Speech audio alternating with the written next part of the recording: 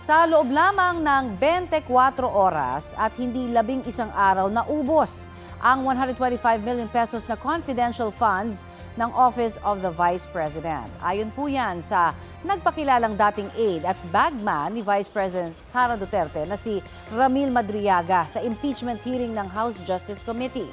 Dati nang iginiit ng bise na hindi niya nilustay ang confidential funds ng kanyang opisina at itinanggiring may kaugnayan sila ni Madriaga. Balitang hatid ni Tina Panganiban Perez.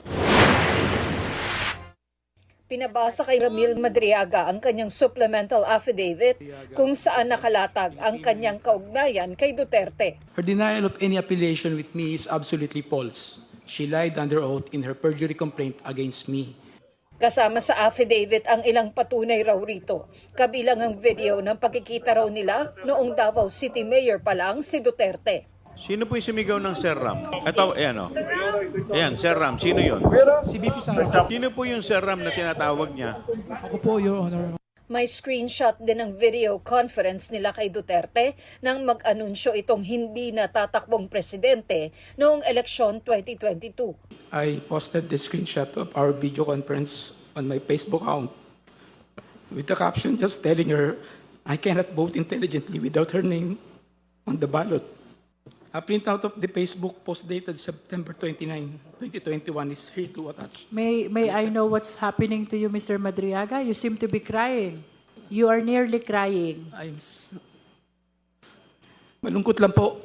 Idinetalye ni Madriaga ang pag-deliver niya ng mga pera sa iba't ibang individual sa utos-an niya ni VP Duterte. In the morning of December 20, 2022, Sarah called me and she said, Sir Ram, please coordinate with Colonel Nolasco. Meron tayong deliver sa San Pablo, Laguna, sa Night Street, at sa Ombudsman. 4 large dark bags were unloaded from the vehicles. 3 large dark bags and 1 lighter colored and relatively smaller bag. Colonel Nolasco told me that each bag contained around 30 million pesos to 35 million pesos. Nabanggit din ni Madriaga si PRRD, ang initials ng dating Pangulo na si President Rodrigo Roa Duterte. Previously and upon direct instruction sa PRRD, Sara, I've also delivered money to Ombudsman Samuel Martires Rotoni Ryan, which I usually place inside an open trunk of a designated car. Sabi ni Madriaga, confidential funds daw ang mga ito. A few years later, I read from several media reports that the 125 million pesos OBP confidential funds in 2022 were reportedly utilized in just 11 days. This is wrong because I personally disposed the money in less than 24 hours. Ginamit din daw siya bilang dummy sa bank accounts para sa paglipat ng milyong-milyong pisong pera noong panunungkulan ni dating Pangulong Duterte. These were opened by people close to PRRD who informed me that money will be transferred to these accounts for intelligence operation and for laundering. Alam daw ito ng dating Pangulo at may mga pagkakataong inutusan pa siya nito. I distinctly remember that PRRD directed me on 3 separate occasions to pick up 100 million from a bank inside the mall in Lubao, Pampanga, which were all delivered to Malacanang. May iba pang iniutos umano sa kanya ang dating Pangulo. PRRD specifically instructed me to monitor, operate, and sabotage former Senator Trillanes. However, PRRD was apprehensive in ordering the assassination of Senator Trillanes because of the latter's support and contact in the armed forces of the Philippines. Iniutos din daw kay Madriaga ang pagbuo ng non-profit corporation para sa kandidatura ni Vice President Sara Duterte noong 2022. Ito ang ISIP o Initiative for Social Justice, Innovation and Progress, Pilipinas. Pero ang ibig sabihin umano para sa kanilang mga taga-suporta ay Inday Sara is by President. Isa sa mga nagbigay umano ng pondo para rito ang isang opisyal ng Pharmally. I was informed by PRRD that funding will be made available for the activities of ISIP through the contribution of his friends and supporters. One of those friends and supporters is Lin Wei Zhong, who was the financial officer of Pharmally Pharmaceuticals.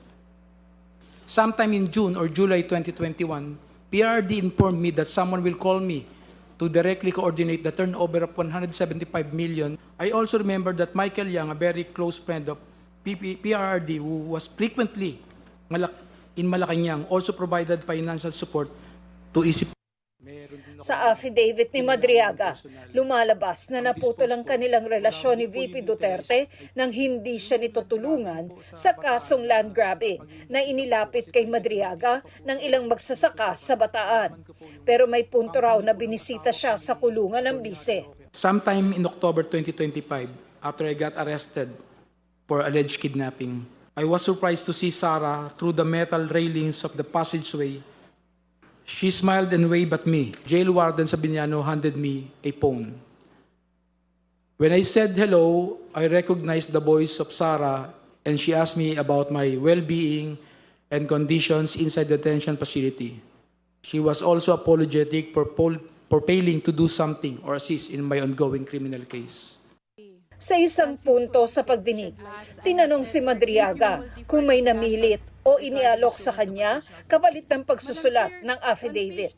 Hindi ka po ba napilitan na gawin ang anong komento affidavit na iyong sinabmit? Hindi po ako napilitan, Madam Chair. Wala bang pangakong palayain ka sa kulungan kapalit ng pagtestigo na ginagawa mo ngayon? Hindi po ako humihingi ng anumang kapalit sa paggawa ko ng salaysay ko. Bago siya umalis, pinirmahan at isinumite niya sa komite ang waiver sa bank secrecy law para mabusisi ang kanyang bank accounts. Sinisikap ng GMA News na makuha ang panig ng mga binanggit ni Madriaga sa kanyang pagharap sa kamera. Tina Panganiban Perez, nagbabalita para sa GMA News.